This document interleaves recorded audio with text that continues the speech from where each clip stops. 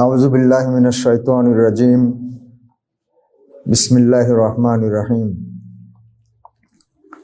আলহামদুলিল্লাহি রাব্বিল আলামিন। আসসালাতু ওয়াসসালামু আলা রাসূলিহিল কারীম ওয়া আলা আলিহি ওয়া সাহবিহি আজমাইন। নির্বাচন বলতে নির্ধারণ, কিছুটা সিদ্ধান্ত গ্রহণ, কাউকে দায়িত্ব অর্পণ, কার উপরে নির্ভর করা ইত্যাদি বোঝায়। সাধারণভাবে দৈনন্দিন জীবনে প্রায় প্রতিটি মুহূর্তে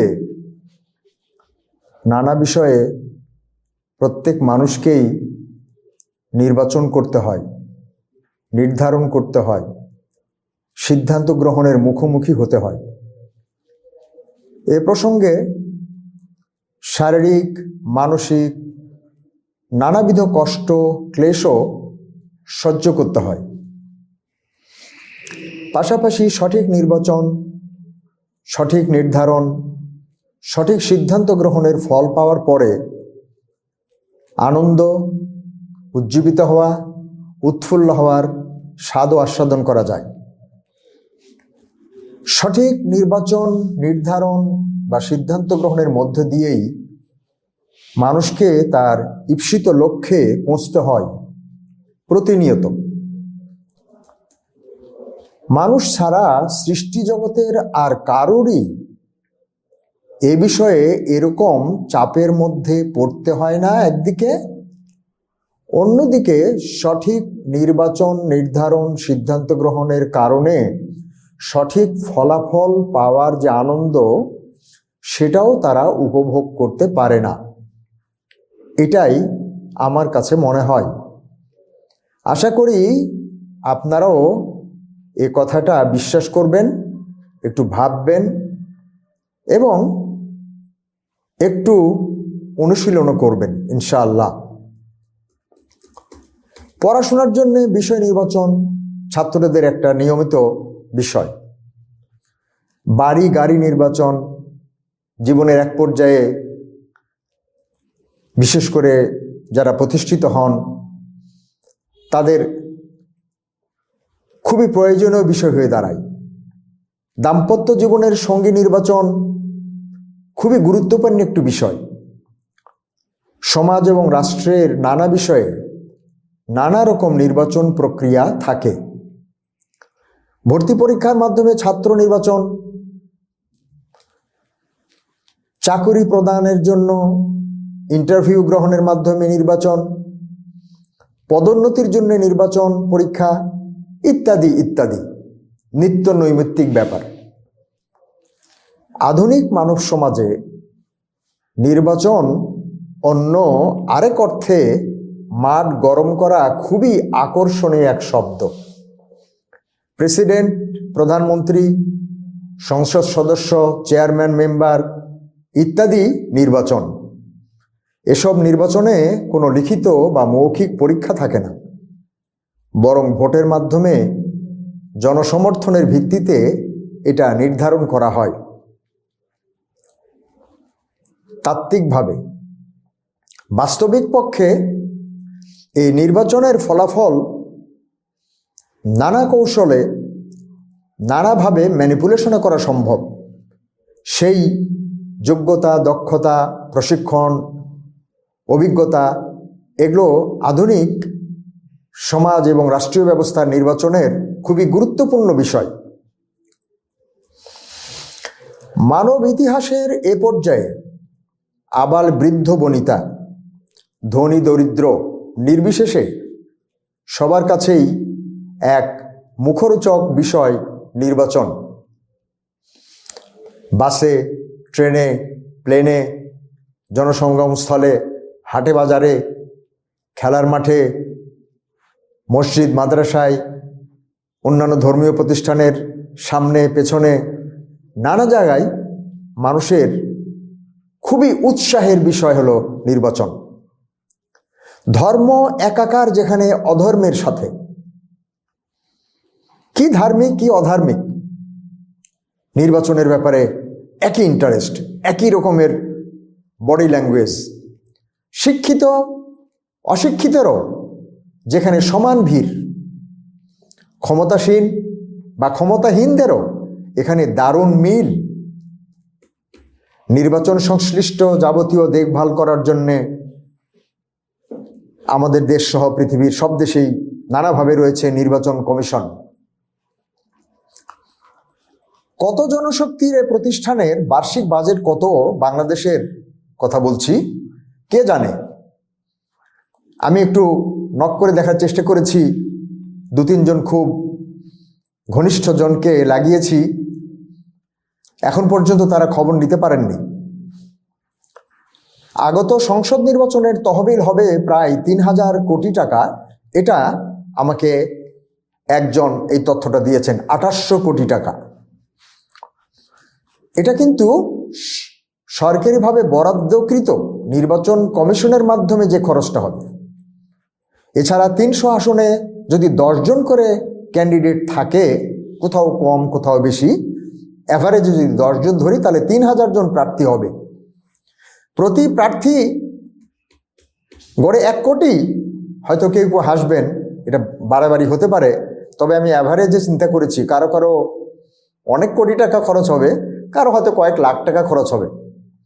গড়ে যদি আমি 1 কোটি টাকা হিসাব করি তাহলে 3000 কোটি টাকা বাড়তি খরচ হবে প্রার্থীদের মাধ্যমে খরচ, এটা সরকারিভাবে বা কর্তৃপক্ষের মাধ্যমে খরচ না। এছাড়াও আনুষঙ্গিক আরও কত প্রকার আর্থিক সংশ্লিষ্টতা আছে তা যারা এই বিষয়ে সামান্যতম অভিজ্ঞতা আছে তারা মোটামুটি একটা ধারণা করতে পারবেন। আমার কাছে এই ব্যাপারে এখন পর্যন্ত কোনো স্ট্যাটিস্টিক্স হাতে আসেনি। I have been trying. নির্বাচন অর্থনীতি নিয়ে আমার একটু ইন্টারেস্ট, 2-1 জন রিলেভেন্ট লোকজনকে দায়িত্ব দিয়েছি, উৎসাহিত করার চেষ্টা করছি, এটাকে একটা গবেষণার বিষয় বানানোরও ফন্দিফিকির করছি, কিন্তু এখন পর্যন্ত খুব একটা সাড়া পাইনি। সাদামাটাভাবে তাহলে প্রায় 6000 কোটি টাকার একটা আর্থিক বিষয় হলো এই সামনে আমাদের সংসদ নির্বাচন বা জাতীয় নির্বাচন, 6000 কোটি টাকা। 4 জনের এক পরিবারে গড়ে যদি 30,000 টাকা মাসিক খরচ ধরা হয়, যেটা খুব কম পরিবারে আয় করে, 30,000 টাকা অ্যাভারেজে আয় করে খুব কম পরিবার। বুঝতেই পারেন যে ফার্স্ট ক্লাস গেজেটেড অফিসারও বোধ হয় এরকমই পায়। তাহলে বছরে 3,60,000 একটা পরিবারে যদি খরচ হয়, তাহলে 1,66,666টি সুখী পরিবার তৈরির সমান অর্থ হলো এই 6,000 কোটি টাকা। 1,66,000 আপনি যদি 30,000 জায়গায় 20,000 ধরেন তাহলে এটা 2 লক্ষ পার হয়ে যাবে পরিবার। এ অর্থ আসে কোত্থেকে, কিভাবে আসে, সেটা তো আমার মতো রিটায়ার্ড পাবলিক বিশ্ববিদ্যালয়ের প্রফেসরের জানা নাই। এই নির্বাচন থেকে কে আসবে, কারা আসবে, কি করবে, কিভাবে করবে, কতটা ভালো কতটা মন্দ, এসব প্রশ্ন সবারই, কিন্তু জবাবটা জানা নেই কারোরই। জুলাই পরবর্তী দেশের পরিস্থিতিতে কিছুটা ভিন্নতা আসলেও লোকজন, প্রশাসন, পদ্ধতি, প্রক্রিয়া, এমনকি ভোটারের সার্বিক অবস্থা সবই কিন্তু আগের মতোই বলে আমি মনে করছি।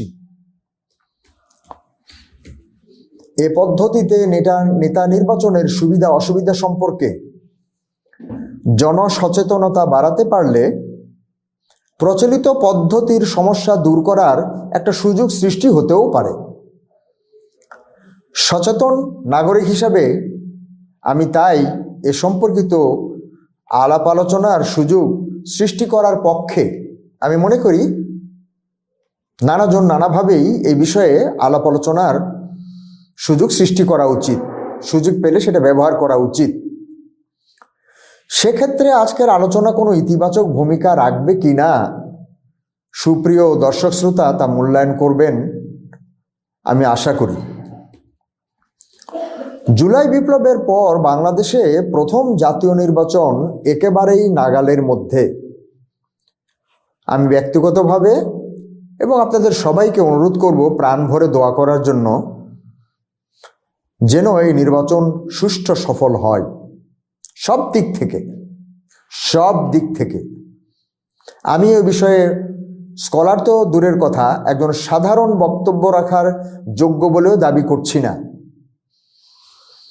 আমি মনে করছি সব দিক থেকেই যেন সামনের নির্বাচনটা ফলপ্রসূ হয়, কোনোভাবে কেউই যেন এটাকে অসার বা ভণ্ডুল করতে না পারে।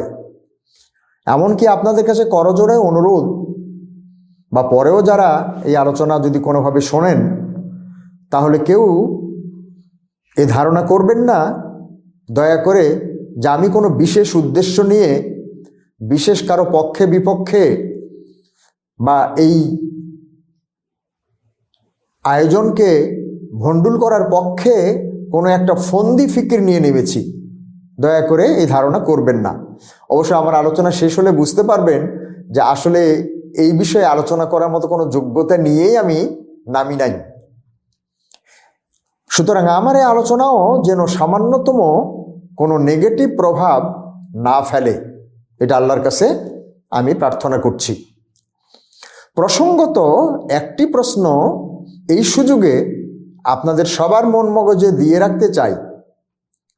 জুলাই বিপ্লবোত্তর বাংলাদেশের হাল ধরার দায়িত্ব যাকে দেওয়া হয়েছিল বা যাদেরকে দেওয়া হয়েছিল, সেটা কি পদ্ধতিতে নির্ধারণ করা হয়েছিল? সবাই নিশ্চয়ই স্বীকার করবেন এটা এমপি চেয়ারম্যান মেম্বার নির্বাচনের পদ্ধতিতে কিন্তু হয়নি। তার মানে আসন্ন নির্বাচন যেটা, সেটাই নির্বাচনের একমাত্র পদ্ধতি নয়। একজন কোরআন প্রেমী হিসাবে আমি আগ্রহী হলাম কেন এ বিষয়ে কথা বলার, বিশেষ করে যখন আর মাত্র মাসখানেক সামনে হঠাৎ করে কোরআন ক্লাসে এই বিষয়টা আনার উদ্দেশ্য কি? আমি শুধু এতটুকু দেখতে চেয়েছি যে নির্বাচন বিষয়ে কোরআন সরব না নীরব, এইটুকু। এবং আজকে আমার আলোচনাতে আপনার পরিষ্কার বুঝতে পারবেন যে এইটুকুও আমি গুছিয়ে শেষ করতে পারিনি।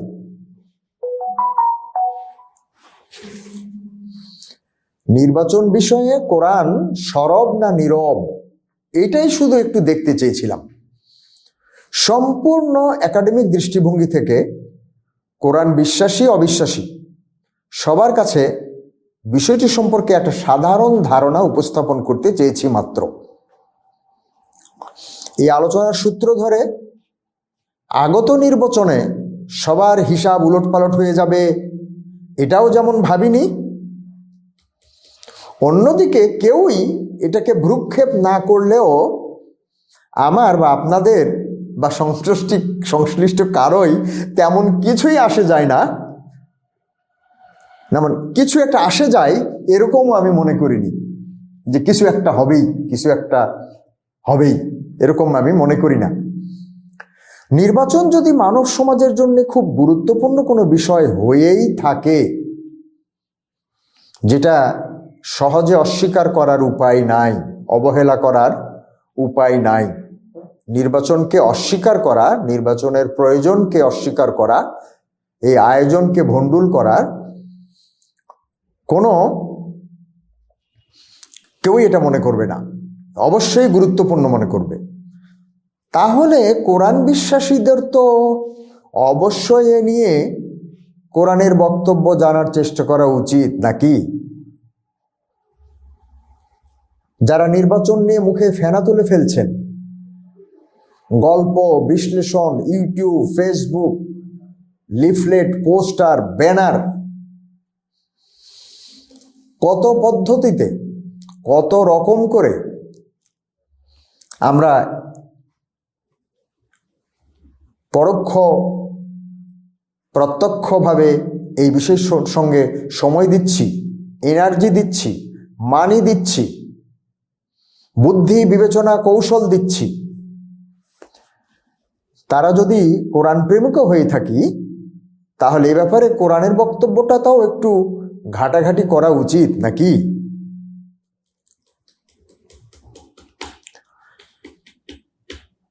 এটা গেল আমার সংক্ষিপ্ত একটু ভূমিকা। দ্বিতীয় ক্ষেত্রে আমি যে বিষয়টা আপনাদের সামনে উপস্থাপন করতে চাই, বলতে পারেন এটাই মূল অংশ, ইনফরমেশন ফ্রম কোরআন। আমার অতি সামান্য অন্যান্য বিষয়গুলোর মতোই, তবে এই বিষয়টার উপরে আমি আরও অবিচার করেছি। নানা কারণে শারীরিক, মানসিক, বুদ্ধিবৃত্তিক, সময়গত অন্যান্য চাপ, অসুবিধা, দুঃখ বেদনার মধ্যে এই বিষয়টার প্রতি আমি মোটেও জাস্টিস করতে পারিনি। কিন্তু এই অতি নগণ্য প্রচেষ্টায় কোরআনে 10টিরও বেশি আমি যদি সম্পূর্ণ করতে পারতাম তাহলে হয়তো 10 বলতাম না, আরও বেশি বলতাম। তাই বলছি যে এই অতি নগণ্য প্রচেষ্টায় আমি 10টিরও বেশি নির্বাচন অর্থবাহী আরবি শব্দ পেয়েছি। যেমন ধরেন, প্রথমটা হলো ইস্তফা, বিশেষ মর্যাদায় বেছে নেওয়া। উদাহরণ সূরা আল ইমরানের 33 নম্বর আয়াত, এবং এটা মূল ধাতু সোয়াদ, ফা এবং ওয়াও দিয়ে মোট 17টি স্থানে কোরআনে ব্যবহার করা হয়েছে ইস্তফা। যেমন ইন্নাল্লাহ ইস্তফা আদামা ওয়া নূহা ওয়া আলা ইব্রাহিম ওয়া আলা ইমরান আলাল আলামিন।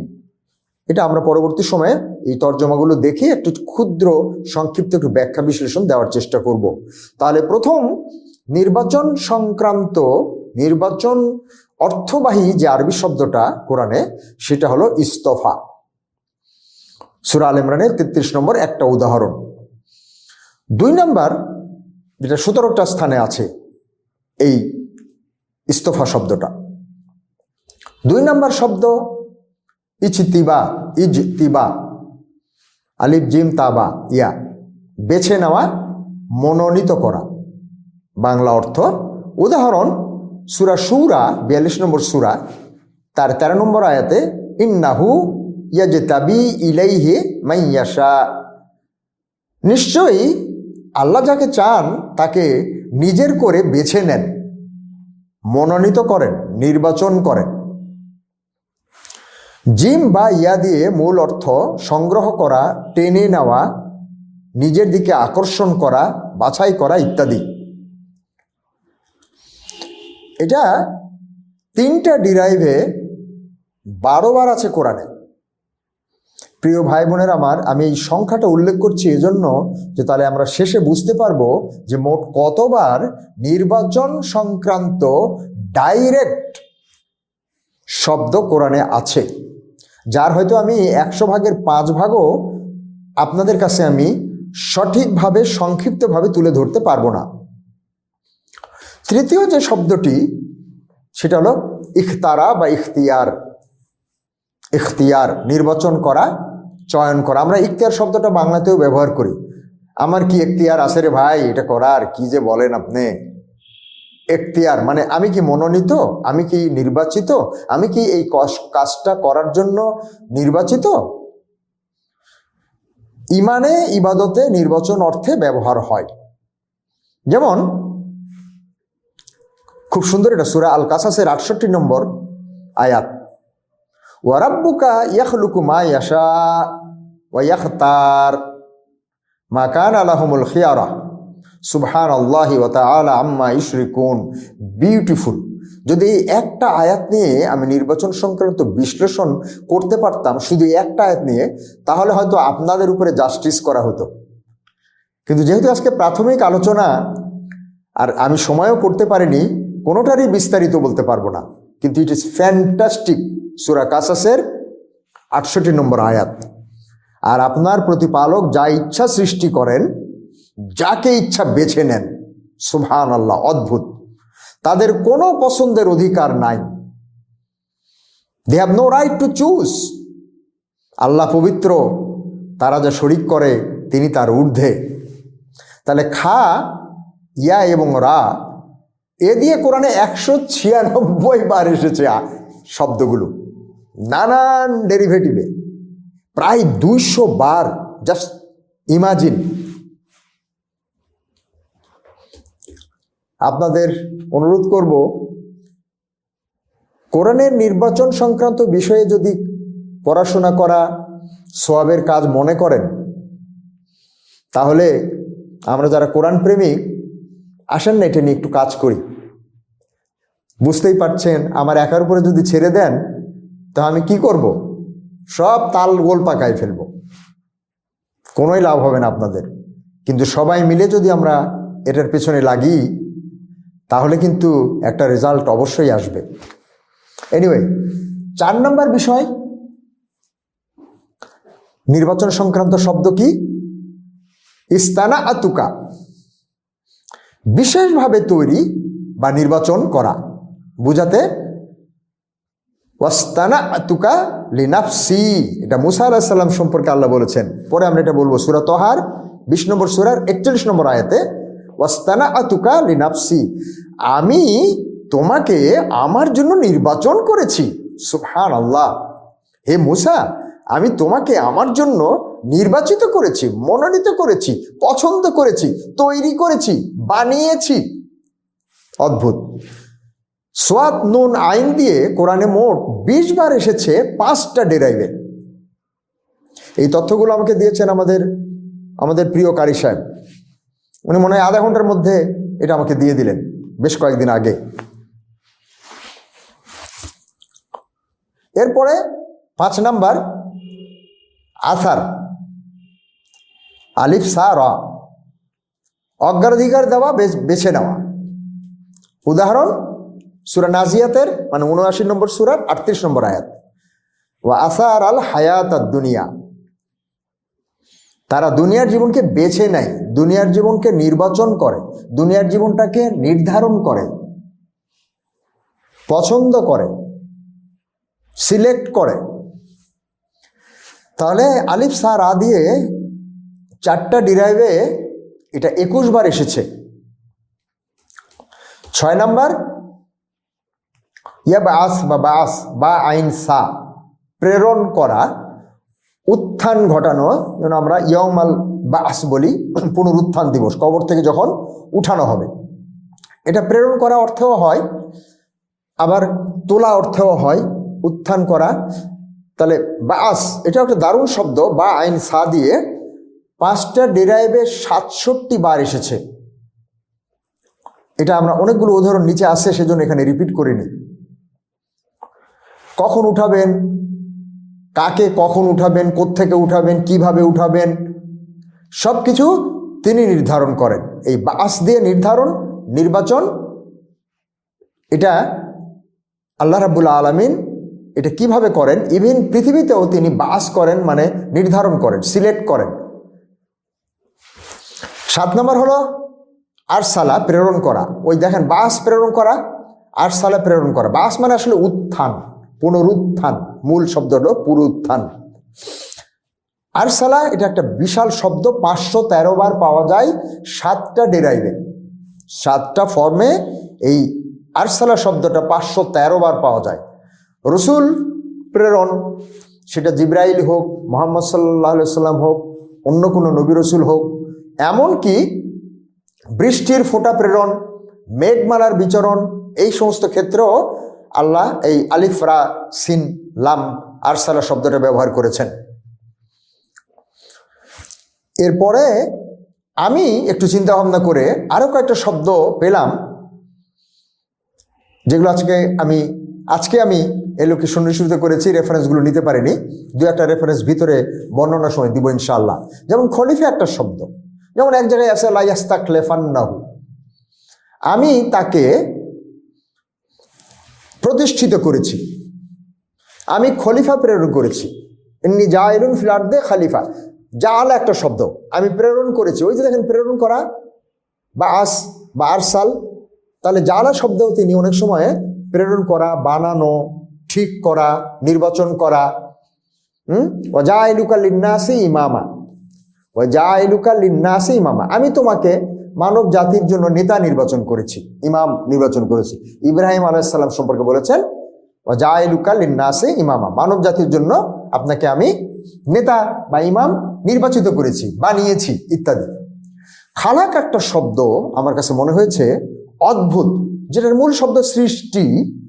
খালেক মানে স্রষ্টা, এটা একটা অদ্ভুত বিষয়। এটা নিয়ে আমি একটু আলোচনা করব, সম্ভবত অন্য কোনো শব্দ নিয়ে কোনো আলোচনা তেমন করতে পারবো না, কিন্তু খালাক নিয়ে একটু আলোচনা করার চেষ্টা করব, আল্লাহ যদি আমাকে সাহায্য করেন, সময় যদি কুলায়। তবে আজকের প্রিপারেশন খুব বেশি না, আমি 10:15 10:30 পর্যন্ত যেতে পারবো কিনা আই এম নট শিওর। তাহলে খালাক মানে সৃষ্টি করা, খালেক মানে সৃষ্টিকর্তা। এই সৃষ্টিকর্তার সঙ্গে নির্বাচন, সৃষ্টিকর্তার নির্ধারণ, নির্বাচন, সিলেকশন কি অভূতপূর্ব একটা বিষয়। সেজন্য আমি 10 নম্বরে খালাক শব্দটাও নিয়েছি। এছাড়াও শাআ বা ইচ্ছা, এটা আমি 11 নম্বর শব্দ নিয়েছি। ইচ্ছার সঙ্গে নির্বাচনের একটা সম্পর্ক আছে তো। আমার যাকে ইচ্ছা তাকে ভোট দিব, আপনার কি? তারে আল্লাহর ইচ্ছা, যাকে ইচ্ছা বানাবেন, আপনার কি? সেজন্য শাআ এটাও একটা অভূতপূর্ব গুরুত্বপূর্ণ শব্দ, উইথ রিলেভেন্স টু ইলেকশন বা নির্বাচন, সিলেকশনের সঙ্গেও। ইলেকশন বলেন, সিলেকশন বলেন, তার সঙ্গে শাআ শব্দটা খুবই গুরুত্বপূর্ণ। ইচ্ছা, কার ইচ্ছা? এরপরে 12 নম্বর একটা শব্দ এখানে আলোচনা করার কয়েক মিনিট আগে আমার মাথায় আসলো, তাকদীর বা ভাগ্য। ভাগ্য নির্ধারণ করা আছে ভাই, ভাগ্যে যা নির্ধারণ আছে সেটা তো উলটপালট করা যাবে না। তো এই তাকদীর, কাদা শব্দটা নির্ধারণ করা, এটাও আল্লাহর একটা বৈশিষ্ট্য, তিনি নির্ধারণ করেন।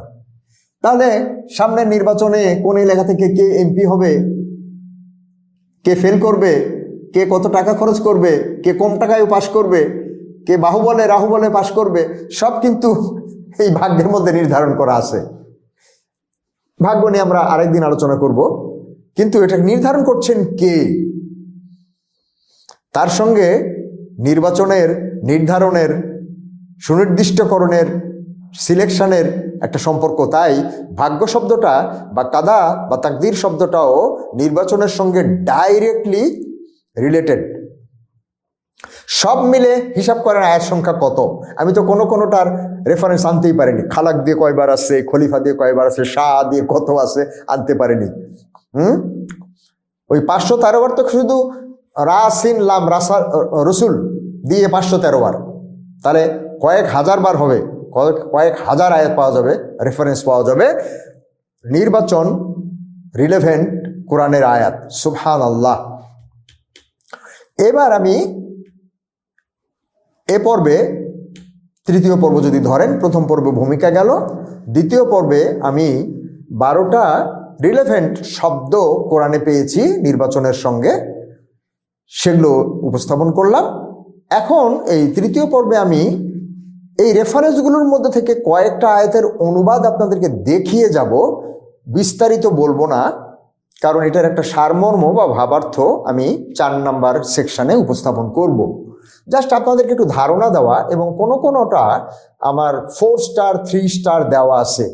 এগুলো অবিস্মরণীয় ব্যাখ্যা বিশ্লেষণের দাবি করে, গভীরভাবে পর্যালোচনা করা এবং এটার শানে নুজুল এবং এটার তফসির দেখা খুবই জরুরি হয়ে পড়বে এই বিষয়টা ভালোভাবে বোঝার জন্য। যেমন বাকারা 130, ইব্রাহিম আলাইহিস সালামকে পৃথিবীতে মনোনীত করা প্রসঙ্গে, মনোনীত করা, দেখেন, পৃথিবীতে ইব্রাহিমকে আমি মনোনীত করেছি, আর আখিরাতেও সে অবশ্যই সৎকর্ম পরায়ণদের অন্যতম। বাকারা 132, ইসলাম যে আমাদের দিন, এইটা আল্লাহ মনোনীত করেছেন। ইব্রাহিম এবং ইয়াকুব আলাইহিস সালাম তারা তাদের বংশধরদেরকে এই ইনফরমেশনটা দিয়ে গেলেন যে আল্লাহ তোমাদের জন্য এই দিন ইসলামকে মনোনীত করেছেন, সিলেক্ট করেছেন, নির্বাচিত করেছেন, নির্ধারণ করেছেন। আলে ইমরানের 33-এ দেখেন, আল্লাহ আদম আলাইহিস সালাম, নূহ আলাইহিস সালাম ইব্রাহিম আলাইহিস সালামের বংশধর এবং ইমরানের বংশধরকে বিশ্বজগতে মনোনীত করেছেন, সিলেকশন করেছেন, নির্বাচিত করেছেন, নির্ধারণ করেছেন। আর কত শব্দ বলবেন? এই মনোনীত করা, নির্ধারণ করা, নির্বাচন করা পরিষ্কারভাবে এখান থেকে বোঝা যাচ্ছে। আল ইমরানের 42, মারিয়ামকে আল্লাহ রাব্বুল আলামিন বিশ্বের নারীদের মধ্যে তাকে মনোনীত করেছেন। সুবহানাল্লাহ, আল্লাহুম্মা সাল্লি আলা মারিয়াম। আল্লাহ রাব্বুল আলামিন মারিয়াম আলাইহিস সালামকে বিশ্বের নারীদের মধ্যে তাকে মনোনীত করেছেন। সূরা আল ইমরানের 42 নম্বর আয়াতে একজন নারীকে আল্লাহ সকল নারীদের উপরে শ্রেষ্ঠত্ব দিয়ে তাকে মনোনীত করেছেন, নির্বাচিত করেছেন, শ্রেষ্ঠ নারী হিসাবে নির্বাচিত করেছেন আল্লাহ সুবহানাহু ওয়া তাআলা। যদি আমি একটু বেশি বলে যাই তাহলে পরের চ্যাপ্টারে একটু কম বলতে পারবো ইনশাআল্লাহ। সূরা আরাফের 142 নম্বরে আল্লাহ মুসা আলাইহিস সালামকে বলছেন যে তার জন্য আমি 30টা রাত্রি নির্ধারণ করেছিলাম, সিলেক্ট করেছিলাম, যে 30 রাত্রি নির্বাচন করেছিলাম, নির্ধারণ করেছিলাম। সূরা 13তে তোমাদের জন্য এমন একটা দিন, তিনি দিন বা ইসলাম বা ধর্ম জীবন ব্যবস্থা তিনি বিধিবদ্ধ করেছেন, এটা একটা বাংলা তর্জমা, নির্ধারণ করেছেন, সুনির্দিষ্ট করেছেন, যেটা তিনি নূহ আলাইহিস সালামকে দিয়েছিলেন এবং ইব্রাহিম, মুসা, ঈসা সকল নবীকে দিয়েছিলেন, যেন তারা দিনকে প্রতিষ্ঠিত করে এবং এই ব্যাপারে মতভেদ না করে। যদিও মুহাম্মদ সাল্লাল্লাহু আলাইহি ওয়াসাল্লামের সময়ের মুশরিকদের কাছে তিনি যে দিনের দিকে আহ্বান করছেন সেটা তাদের কাছে দুর্বহ মনে হয়।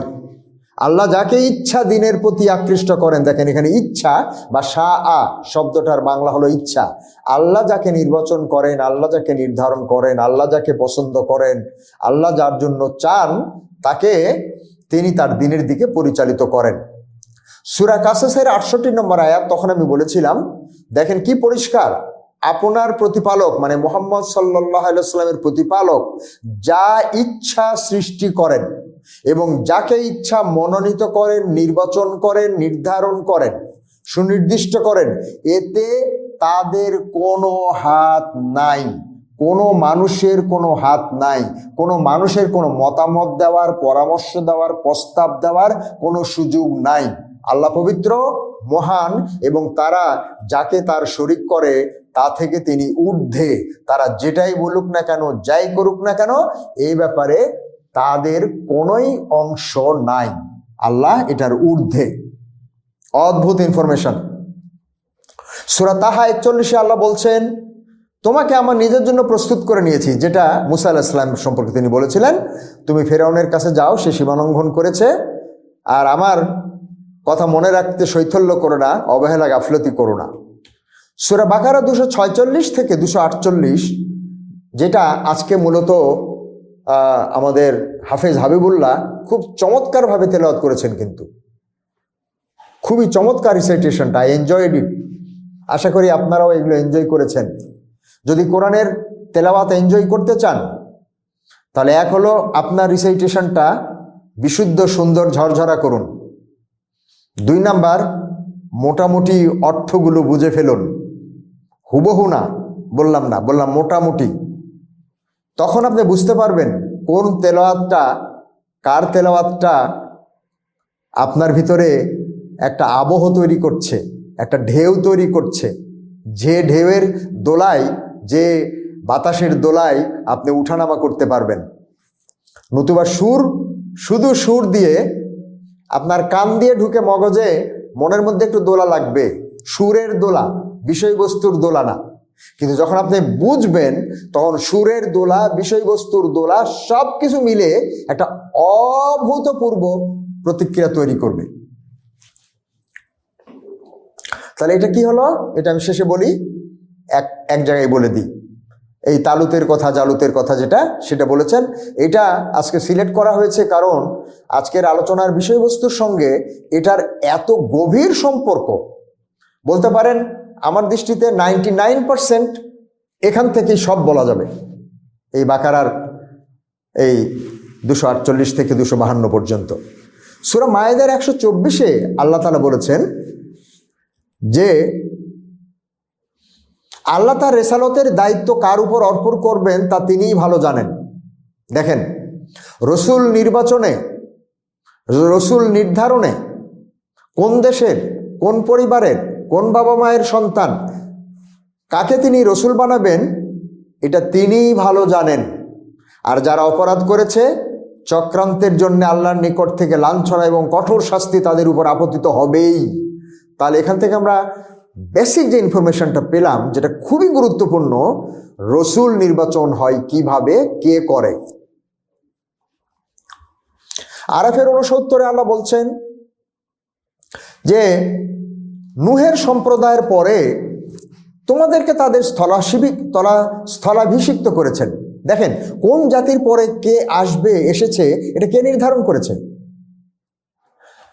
নূহ আলাইহিস সালামের পরে আদ জাতি, তারপরে সামুদ জাতি, এইভাবে যে ইব্রাহিম, এইভাবে লূত ইত্যাদি থেকে ভাগ করা হয়েছে মুহাম্মদ সাল্লাল্লাহু আলাইহি সাল্লাম পর্যন্ত, এভাবে কে ভাগ করেছে, কে নির্ধারণ করেছে? কেন আদকে ইব্রাহিমের পরে দিলে অসুবিধা কি হতো? কে নির্বাচন করেছেন, কে নির্ধারণ করেছেন? তিনি দাবি করছেন যে তিনিই তো সেইভাবেই এখন মুহাম্মদ সাল্লাল্লাহু আলাইহি সাল্লামকে তোমাদের মধ্যে থেকে নবী নির্বাচন করেছেন।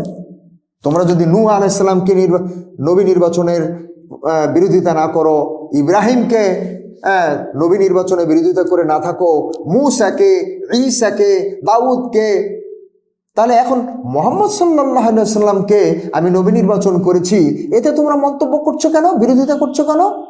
তাকে কেন দেওয়া হলো উম্মি, তারপর অমুক গোত্র, অমুক দেশ, আমাদের মধ্যে থেকে কেন আসলো না?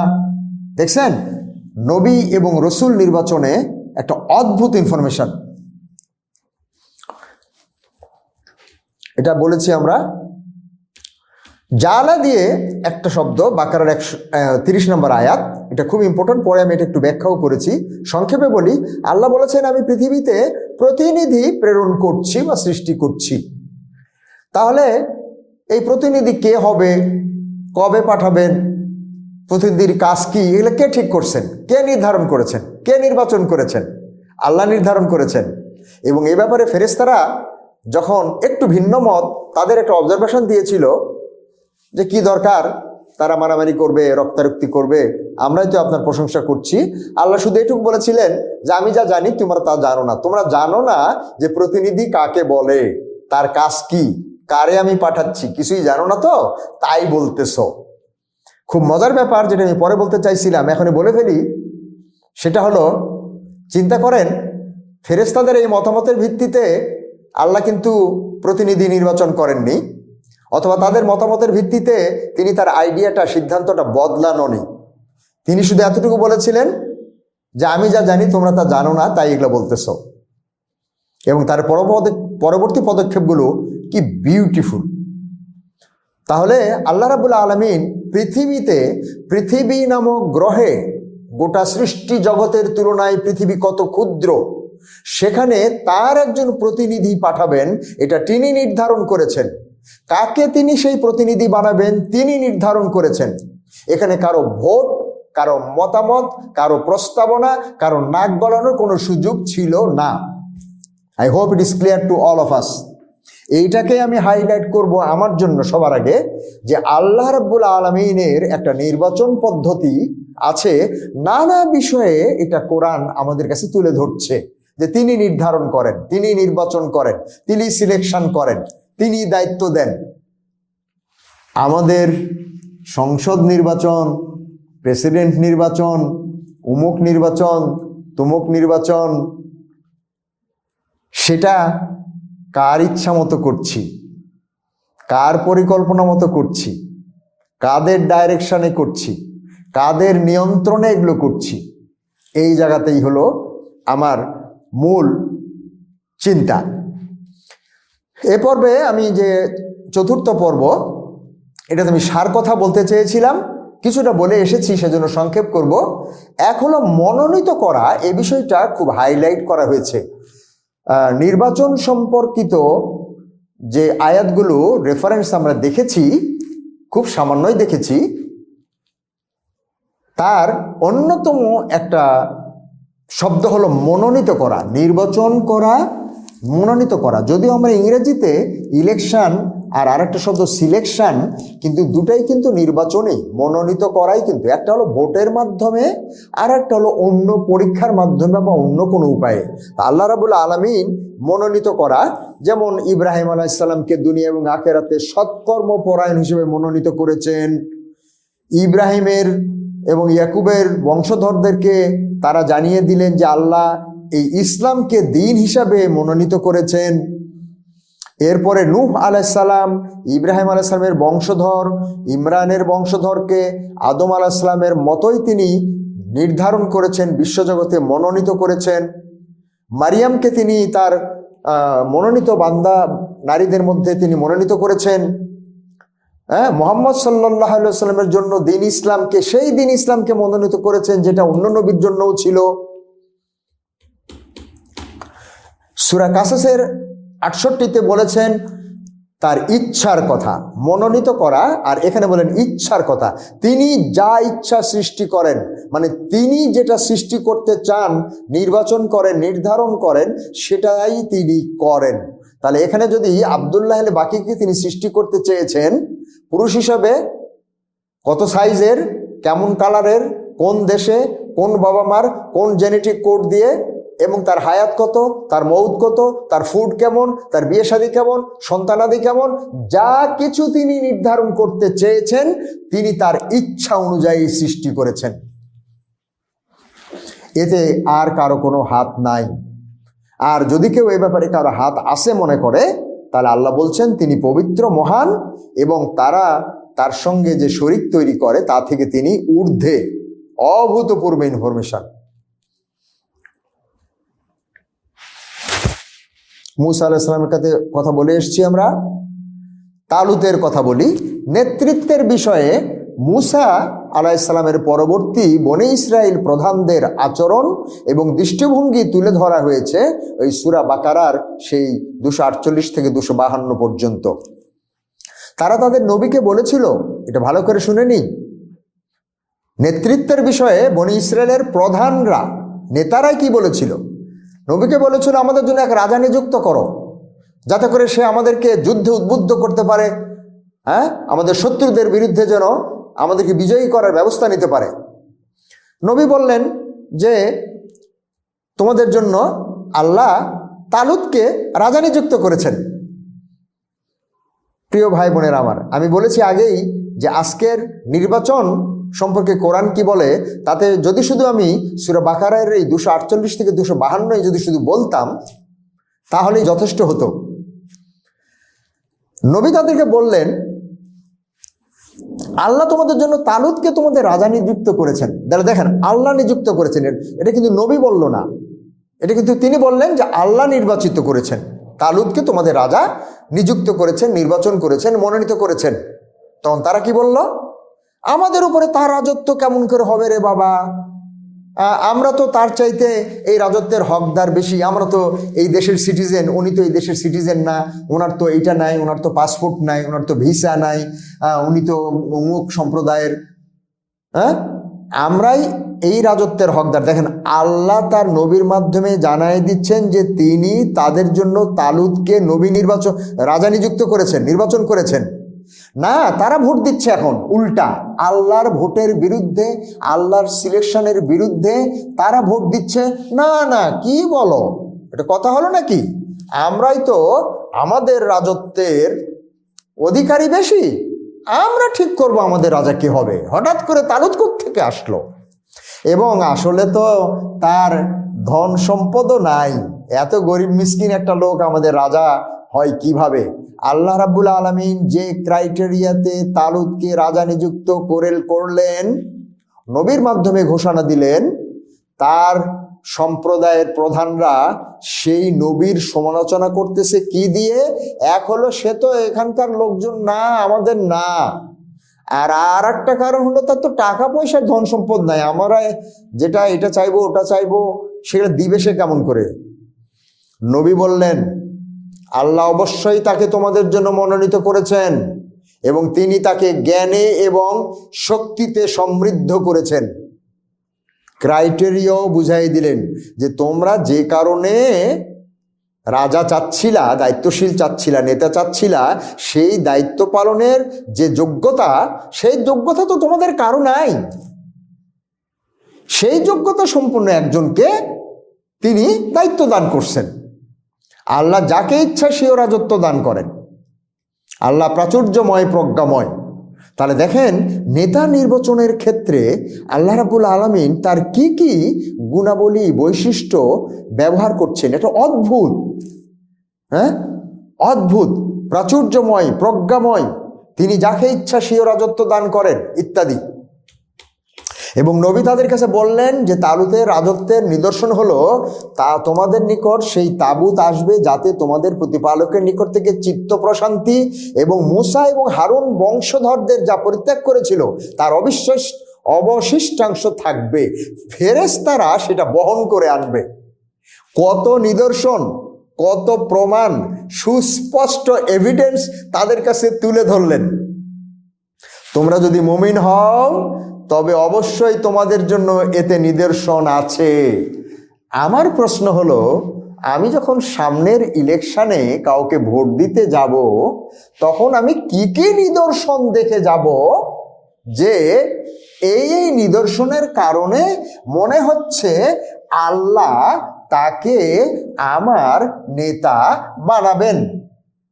তো যখন আমি ধরে নিলাম আমার বিশ্লেষণে নিদর্শন থেকে যখন আমি বুঝতে পারলাম, আমি যখন জ্ঞান গরিমা খাটালাম, বিশ্লেষণ করলাম এবং আমি বুঝতে পারলাম, উপলব্ধি করলাম যে এই সমস্ত নিদর্শনের ভিত্তিতে মনে হচ্ছে আল্লাহ তাকে আমার এমপি বানাতে চান, তখন আমি তাকে ভোট দিব।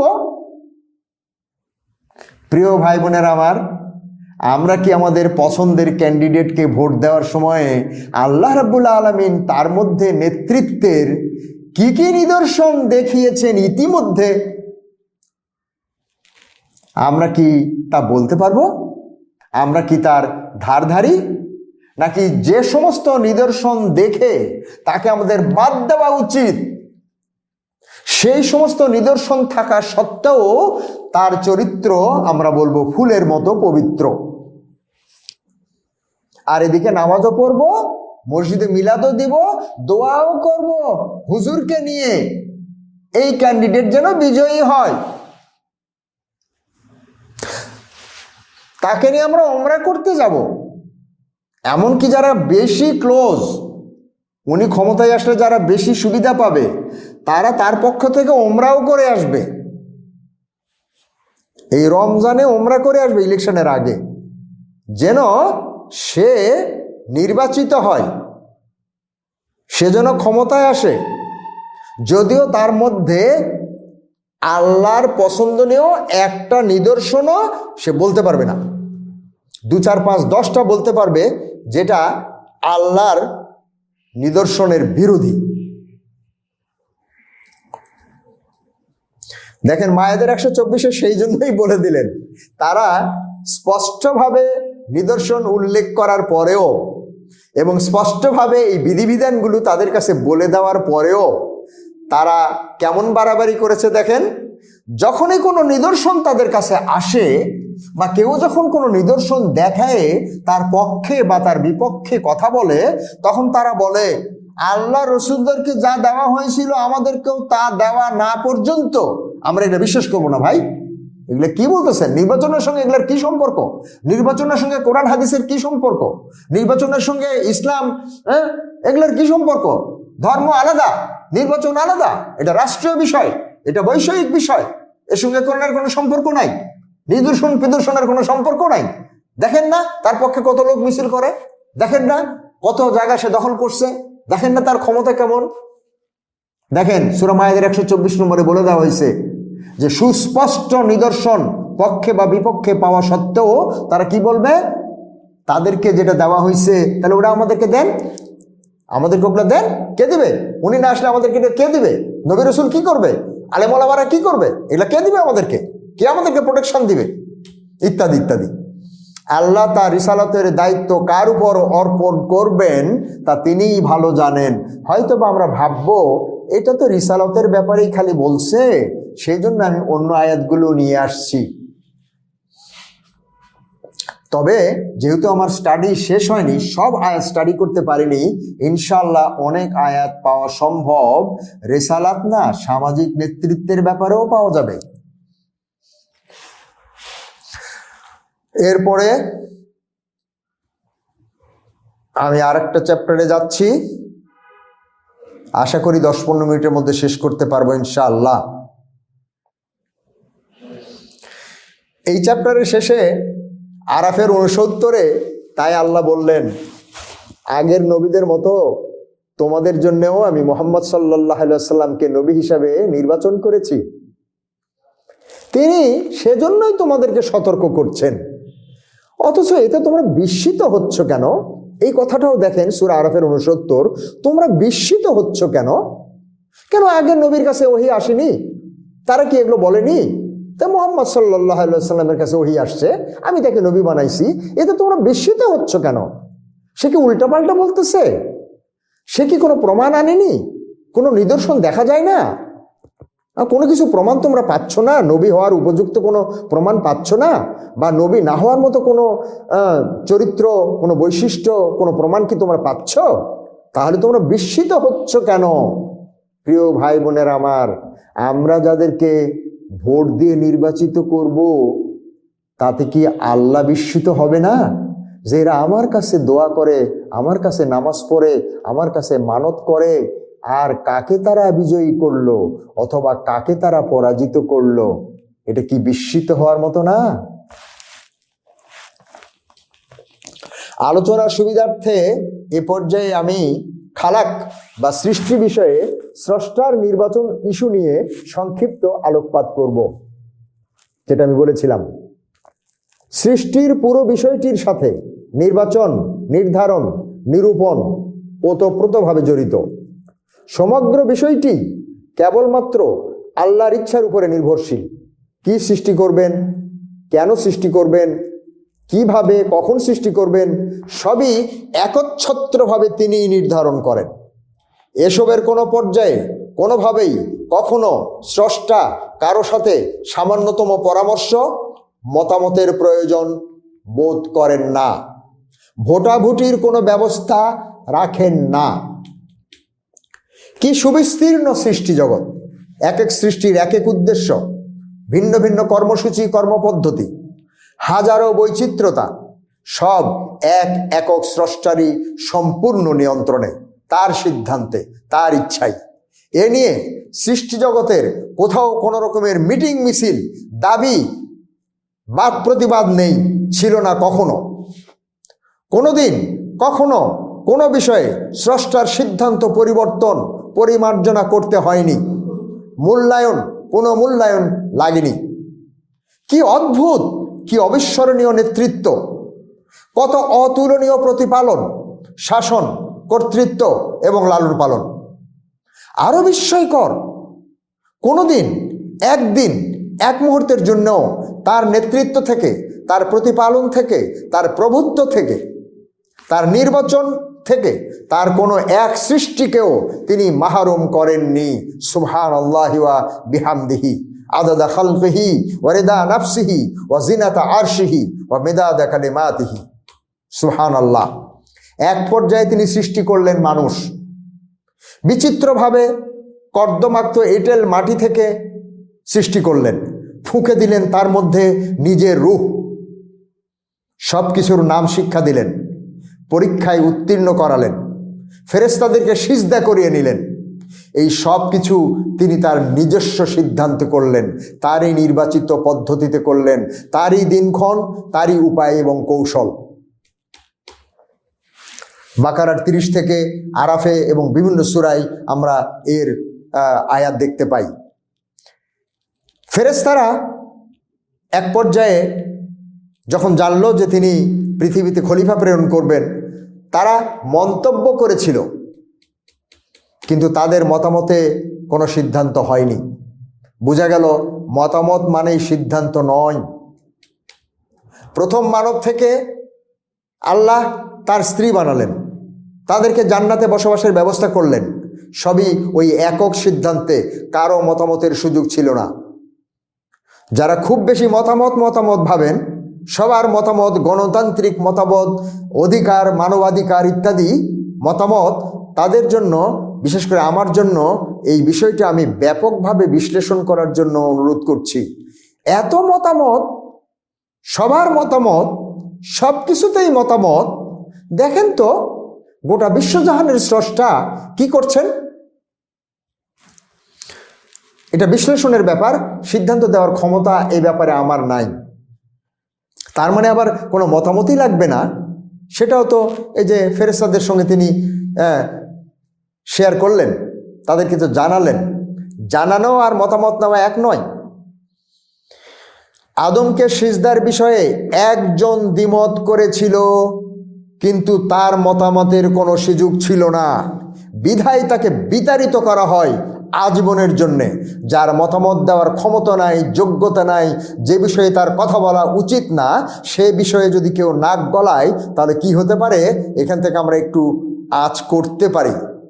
সুতরাং স্রষ্টার সিদ্ধান্তের ব্যাপারে কোনো মতামতের সুযোগ থাকে না। পালন করে ধন্য হওয়া অথবা অস্বীকার করে ধ্বংস হওয়া ছাড়া আর দ্বিতীয় কোনো পথ নাই। অবাধ্য ইবলিসের সুযোগ পাওয়ার আবদারও স্রষ্টা আর কারো মতামত নিয়ে সিদ্ধান্ত নেননি, যে দেখো তো তোমরা সবাই সিজদা করলা, ও তো সিজদা করলো না, এখন কি করা যায়। মতামত নিছেন কারো?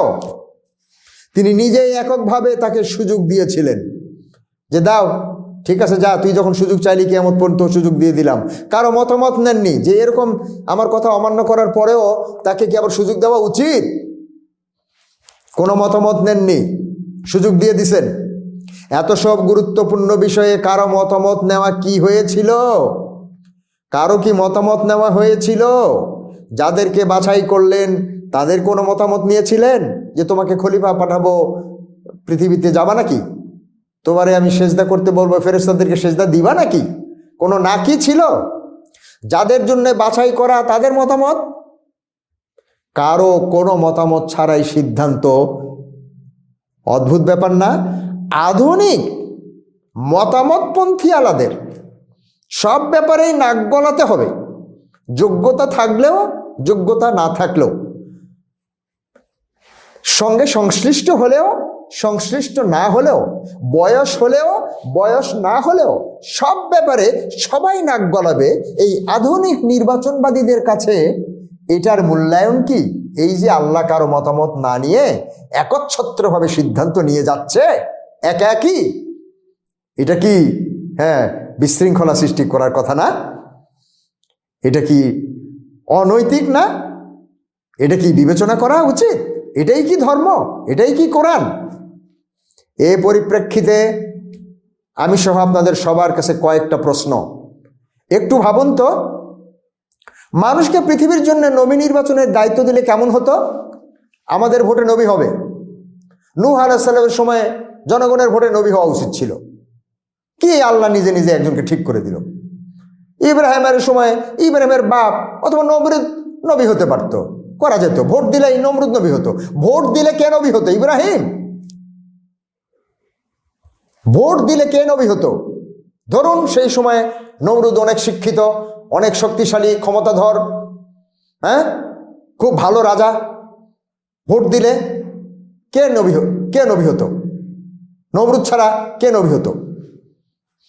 কখন, কোথায়, কতটুকু বৃষ্টি দিতে হবে সে সিদ্ধান্ত মানুষের উপরে ছেড়ে দিলে কেমন হতো? এই বৃষ্টি আরসালা দিয়ে বলা হয়েছে কত জায়গায়, উনজিলা দিয়ে বলা হয়েছে কত জায়গায় যে আমি প্রেরণ করি। কোথায় কয় ফোঁটা পড়বে, কোন ফোঁটা কত বড় ফোঁটা, কখন কোনটা আমি নির্ধারণ করি, আমি নির্বাচন করি। এটা যদি মানুষকে দেওয়া হইতো, সুন্দরবন কোথায় হবে পৃথিবীর, এটা মানুষকে দেওয়া হয়েছিল নাকি? কার ভোটে সুন্দরবন এখানে হয়েছে?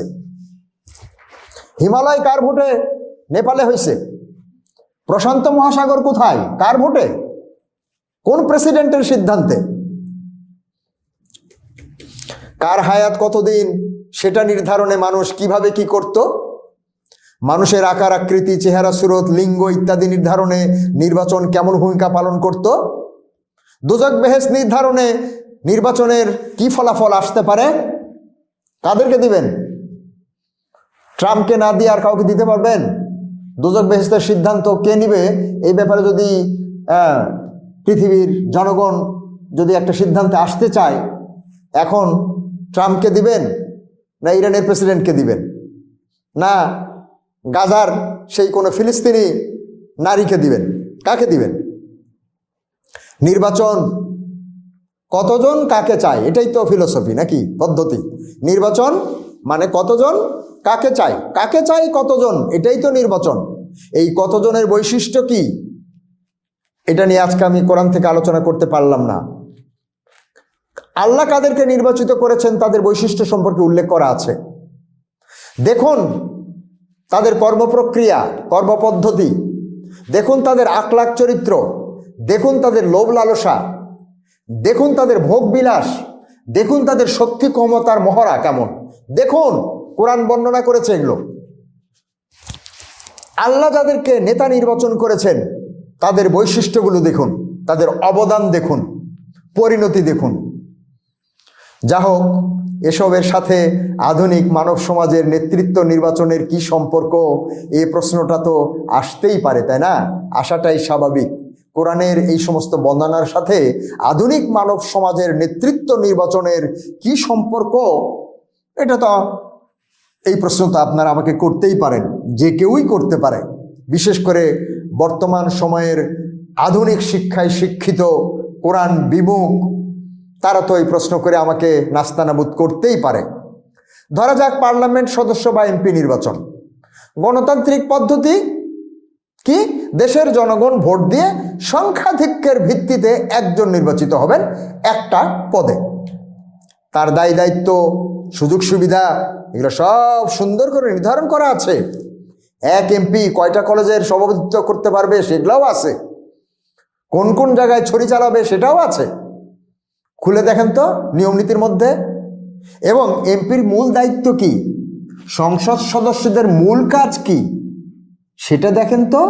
আর বাস্তবে এটা দেখেন তো, জানি না পরিবর্তিত বাংলাদেশে এটার কি হবে।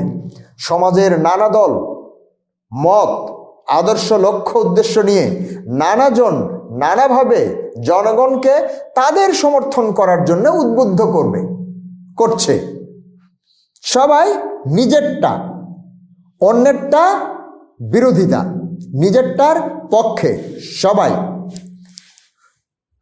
সবাই কি অ্যাবসলিউট? তাহলে যারা অ্যাবসলিউট তাদেরকে, যারা অ্যাবসলিউট না তাদেরকে তাদের সমর্থন করা উচিত না? তাহলে তো নির্বাচন পদ্ধতির যে জটিলতা সেটা নিয়েও আজকে আমি কোনো আলোচনা করব না, পরবর্তী সময়ে আর একটু গোছগাছ করে সুযোগ হলে বলবো। কেউ তো নিশ্চয়ই ভাবতে পারে আমার নেতা আমি ঠিক করব, আল্লাহর এ বিষয়ে কি করার আছে? এরকম লোক নামাজি, হাজি, রোজাদারের মধ্যে পাওয়া যাবে না? আমার নেতা, আমার এমপি, আমার চেয়ারম্যান আমি ঠিক করব, আমার গ্রামের ওয়ার্ড মেম্বার কে হবে এটা আমি ঠিক করব। আল্লাহর এ বিষয়ে কি করার আছে? আল্লাহ কি করবে? আল্লাহ কেন করবে? আবার কেউ তো এভাবেও ভাবতে পারেন যে দেখি তো এমপি নির্বাচন প্রসঙ্গে আল্লাহ এবং রসুল কিছু বলেছেন কি না, ভাবতেই পারে আমি তাদেরই মতো একজন। সামনের ইলেকশানে এমপি নির্বাচন প্রসঙ্গে আল্লাহ এবং তার রসুল কিছু বলেছেন কি না। আজকে আল্লাহর কোরআন থেকে সামান্য কিছু উপস্থাপন করার চেষ্টা করেছি, সামান্য, আর হাদিস থেকে রসুল সাল্লাল্লাহু আলাইহি ওয়াসাল্লামের দিক নির্দেশনামূলক অগণিত বক্তব্য সম্পর্কে কিছুই বলতে পারলাম না। যদিও আজকের আলোচনায় শুধু কোরআন থেকেই বলেছি, কিন্তু অবশ্যই একদিন হাদিস থেকে আরো বিস্তারিত তথ্য এবং সুনির্দিষ্ট কর্মসূচি, কর্মপদ্ধতি পাওয়া যাবে। যেহেতু কোরআনে এতগুলো আয়াত আছে, নিশ্চয়ই হাদিসে এর বিস্তারিত ব্যাখ্যা এবং কর্মপ্রক্রিয়াও উল্লেখ করা আছে। নেতা নির্বাচন প্রসঙ্গে কোরআনের আরো দু একটি তথ্য। আল্লাহ ইব্রাহিমের সময়ে একজনকে রাজত্ব দিয়েছিলেন, যাকে আমরা নমরুদ বলি, বাকারা 258। জালুদকে নেতা নির্বাচন করা, যেটা 248 থেকে 252তে আমরা পেয়েছি। নূহ আলাইহিস সালাম সম্পর্কে শুরু করে আদ, সামুদ জাতি সহ বিভিন্ন পরবর্তী জাতিগুলো সম্পর্কেও আমরা অতীতে আলোচনা করেছি। দেখুন, আল্লাহর নির্ধারিত করা নেতা বনাম মানুষের নির্ধারণ করা নেতার পার্থক্য। নূহ আলাইহিস সালামের সময়ে সামাজিক নেতারা, ইব্রাহিম আলাইহিস সালামের সময় ধর্মীয় নেতা, রাষ্ট্রীয় নেতা, আদ সামুদ জাতির মানবিক নেতারা, আর আল্লাহর নেতারা। আমাদের এই পার্থক্যটা দেখা উচিত কিনা প্রিয় ভাই বোনেরা?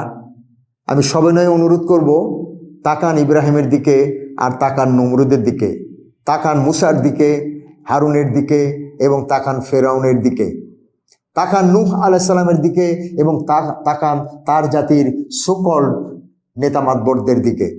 এভাবে আল্লাহ বলেছেন সূরা হুদের ৯৭-৯৮, ফেরাউন তার জাতির নেতৃত্ব দিয়েছিল, বড়ই খারাপ নেতৃত্ব দিয়েছিল,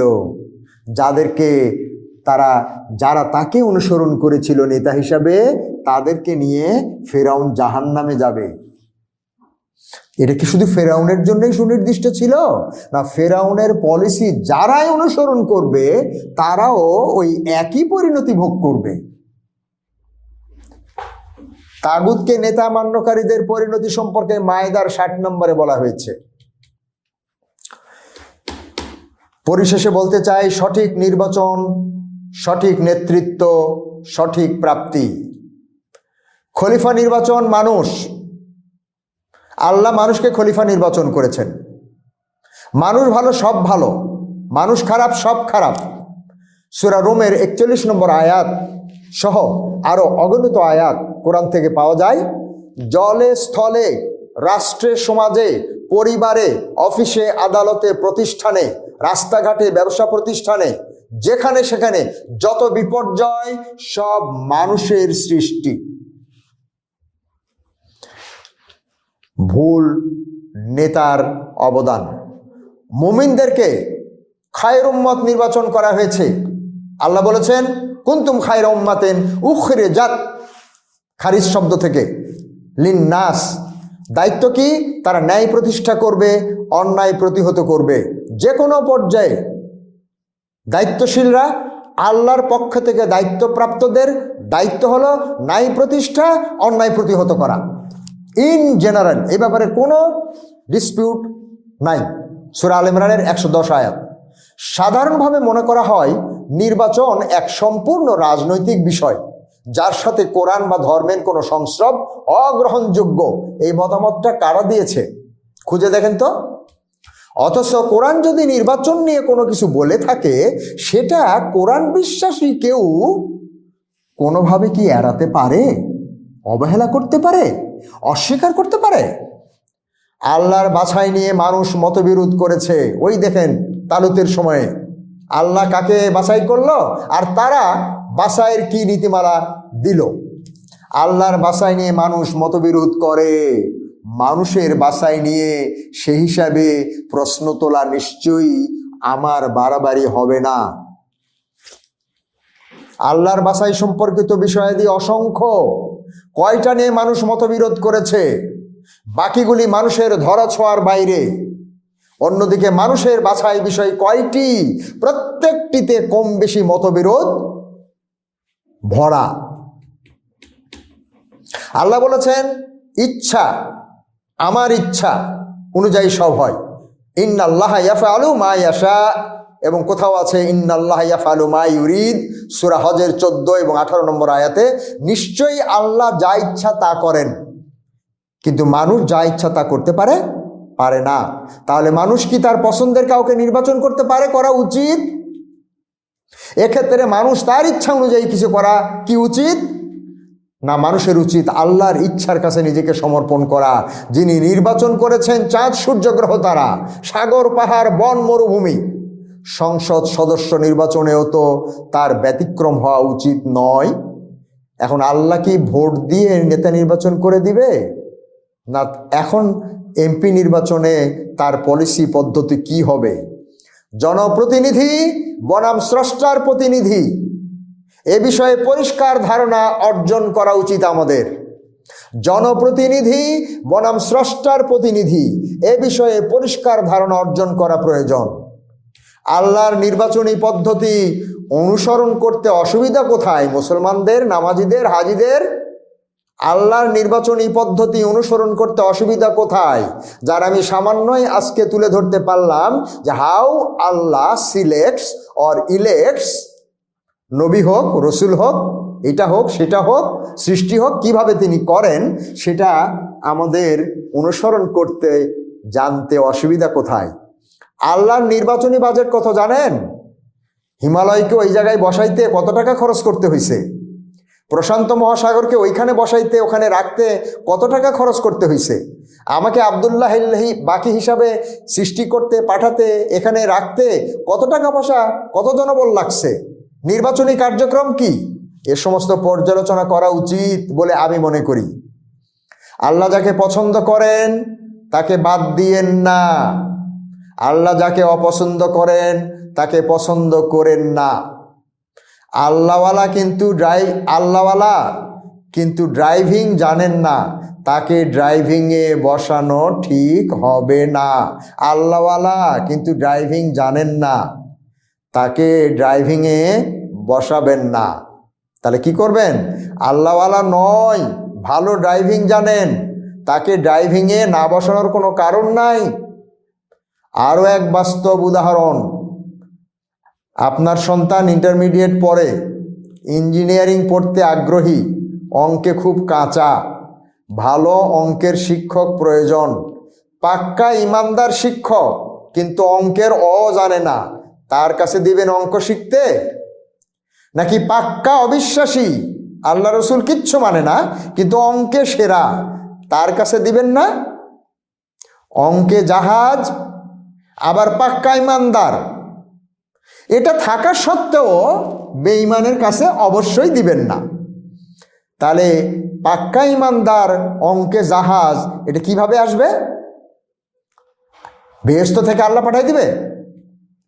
সমাজ ও রাষ্ট্রের প্রশাসনিক ও ব্যবস্থাপনার দায়িত্বে বসানোর মূল বিষয় হলো বিশ্বস্তকে বিশ্বাস করা আর যোগ্যতা দক্ষতার ভিত্তিতে মনোনয়ন দেওয়া, সিদ্ধান্ত দেওয়া। প্রত্যেক মানুষই দায়িত্বশীল, এটা একটু হাদিস থেকে বললাম, কোরআনের ইনডাইরেক্ট আয়াত আছে। দায়িত্ব সম্পর্কে তাকে জিজ্ঞাসা করা হবে। সুতরাং আসুন, সামনের জাতীয় নির্বাচন সহ ছোট বড় বাৎসরিক, পঞ্চবার্ষিক, 10 বছরের জন্য, 20 বছরের জন্য, 1 মাসের জন্য, 3 দিনের জন্য, যে কোনো দায়িত্বশীল নির্বাচনের সময়ে কোরআনের আজকের উপস্থাপনের এই ছোট্ট ভূমিকা থেকে আমরা উজ্জীবিত হই এবং জীবনের এই গুরুত্বপূর্ণ বিষয়ে কোরআনের দিক নির্দেশনা অনুযায়ী বাকি জীবনের সিদ্ধান্ত গ্রহণ করি। আল্লাহ রাব্বুল আলামিন আমাদেরকে সাহায্য করুন, অতীতের ভুলভ্রান্তি ক্ষমা করুন, ভুল ত্রুটিগুলো সংশোধন করার জন্য তৌফিক দিন, সাহায্য করুন। তিনি আমাদেরকে ভুল সংশোধনকারীদের মধ্যে অন্তর্ভুক্ত করুন এবং তিনি আমাদেরকে তাদের মধ্যে নির্বাচিত করুন যাদের প্রতি তিনি সন্তুষ্ট এবং তারাও তার প্রতি সন্তুষ্ট। ওয়াখিরু দাওয়ানা আলহামদুলিল্লাহি রাব্বিল আলামিন। আসসালামু আলাইকুম ওয়া রাহমাতুল্লাহি ওয়া বারাকাতুহু।